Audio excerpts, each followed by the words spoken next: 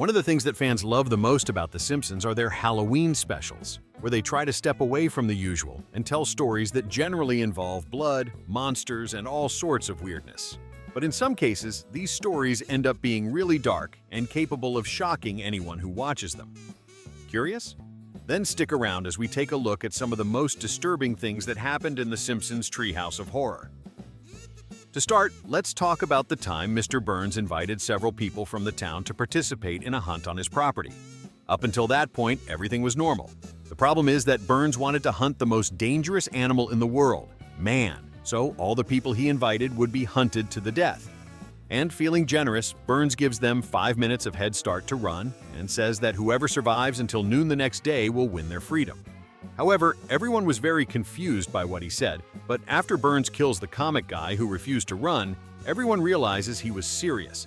In fact, his lawyer found a loophole in the law that made the whole hunt legal, so the old man could kill anyone he wanted, without mercy, including the lawyer.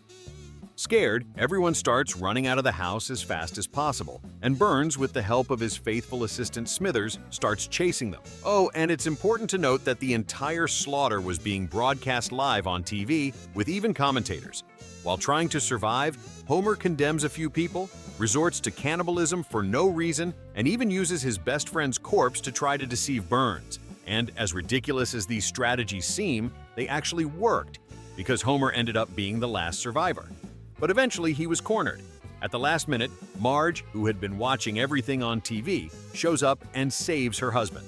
So Homer becomes the only survivor of that entire massacre. Ugh, I hate seeing that. It's the kind of over-the-top thing that makes people dislike the sport.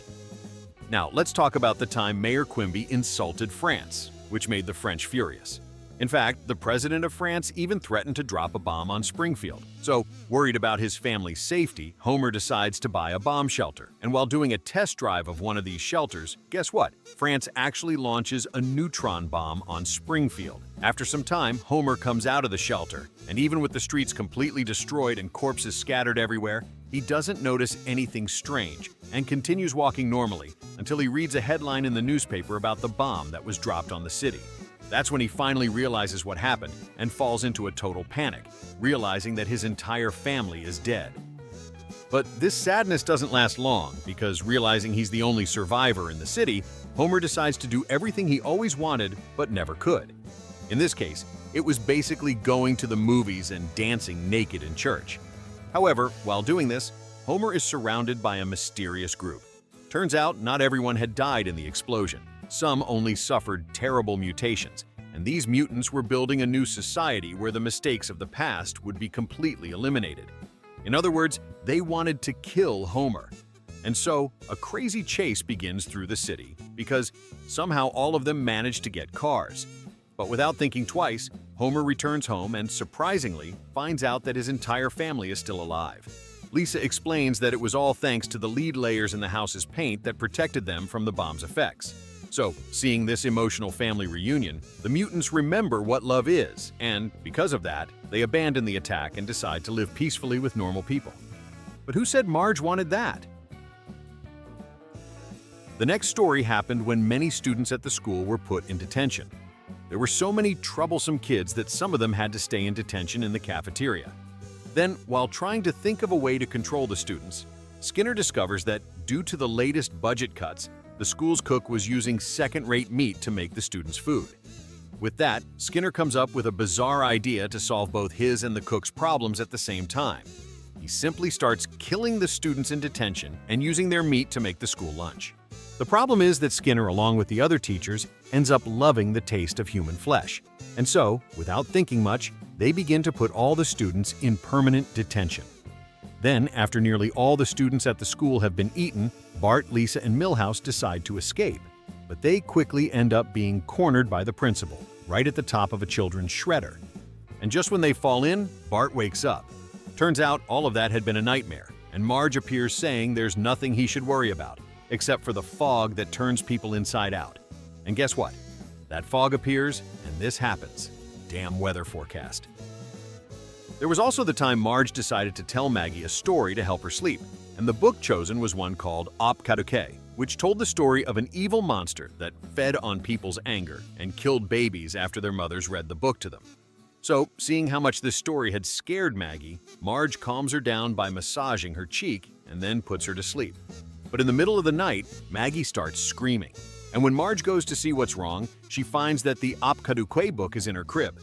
So, they both tear up the book and throw it away. However, the next day, to Marge's astonishment, the book reappears, completely repaired, and now it had new pages that said Marge would be possessed by Apkaduque and would kill Maggie. Terrified, Marge decides to burn the book. However, that was exactly what the creature wanted, and Marge ends up being possessed by black smoke coming from the burning of the book. So she immediately goes after Maggie to kill her. But the rest of the family shows up and ruins the plan. Because of that, Marge possessed simply convinces everyone to sleep outside the house. And so, a crazy battle begins, with Marge trying everything she can to kill poor Maggie. The little girl even does well. She escapes, captures her mom, and then tries to make her go back to normal, but nothing she tries works. Eventually, Marge escapes and captures poor Maggie. But at that point, the girl massages her cheek, and miraculously, Marge regains consciousness and finds a way to trap the monster inside the house's vacuum cleaner, which solves all the problems, at least temporarily. Oh, Maggie, I'm so sorry for being possessed and almost cutting you into pieces. The next story shows the Simpson family being very poor, living in a completely flooded house. Then Bart appears saying he got a tutoring job at a rich person's house. Actually, he clearly lied to get that job. He didn't know anything about tutoring, he just wanted to enjoy the luxuries of being rich. So, after Kirk gets fired from his job, Bart sees an opportunity and lies even more to get a job for his entire family. So, when the rich people leave for a long vacation, the Simpsons take control of the mansion and start living the life of the rich, even though they have no money.